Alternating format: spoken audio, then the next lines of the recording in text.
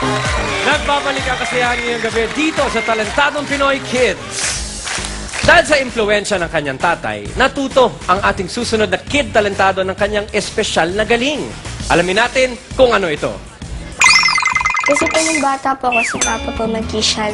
Lagi po akong kasama sa kanya kapag may show siya. Nahilig yung pakialaman yung mga gamit ko nung dati. Yung mga paano to? Basta lahat ng mga bago kong mga gamit or props, talagang ginagalaw niya.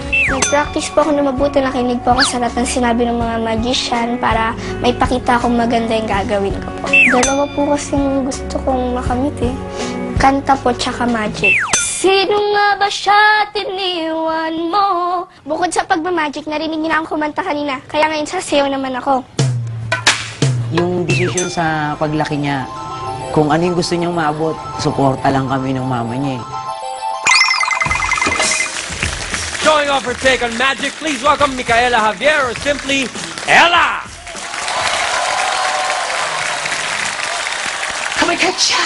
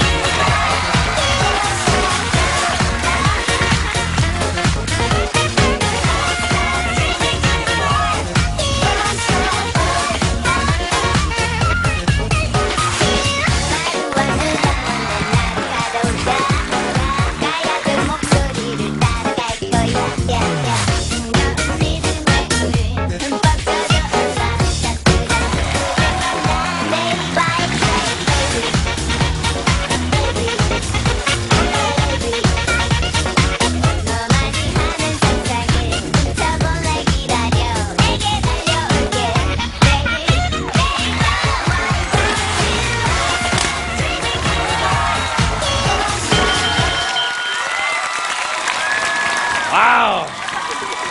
Ella Javier. Ano? Ella, magandang gabi sa'yo. Magandang Ilan taon gabi. ka na, Ella? Kay 11 ko lang po. Kay 11 mo lang. Ilan taon ka na nagpa-practice ng magic?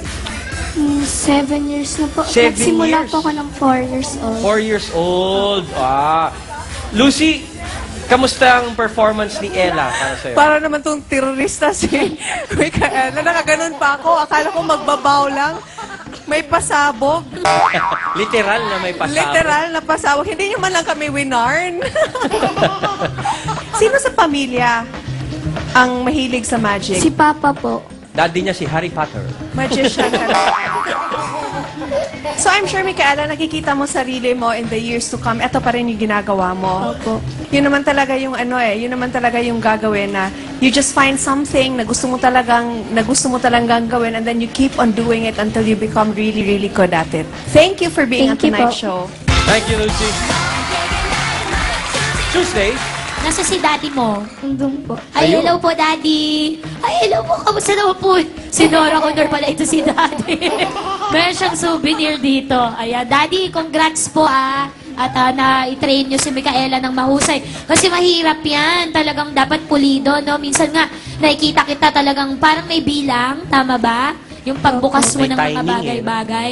May timing, oo. Ay, mahawak nga ako dito kay Enchongo kasi bukod sa parang luya na yung kamay niya, nagulat din siya doon sa pa-confetti mong naganap sa bandang dulo. It's Tuesday. Kanina mo pa ako inawakan sa kamay, baka ma-develop tayo niyan, ha? Wag ka mag-alala sa akin, artista ako, may ipon na ako. Ibibili kita ng maraming saging. Ako bahala sa iyo. Ang ganda ng outfit, ang ganda ng Thank you makulay po. mong mga props. Keep on practicing para talagang pulido yung ano mo, pag bukas-bukas ng mga props. At bukod doon, wala na ako masasabing iba pa, kundi congrats sa iyo sa performance mo at good luck sa chances mo Thank tonight. you Go! po. Bye! Thank you, Tuesday. Enchong, may gusto ka bang idagdag? Yes, Tito Ryan, alam mo, mataas ang respeto ko sa mga magicians eh. Alam mo, sa buong mundo, konti lang ang female magicians. Kaya galingan mo ha, malay mo, ikaw na ang kauna-unahang Pinay na sumikat na magician. Alam mo, isa lang naman ang magician na galit ako, Miss Tuesday eh. Yung dati kong girlfriend. Sino yan? Oo, pag hinahawakan niya yung wallet ko, nawawala yung pera. Magic. Magic. Thank you very much, Enchong.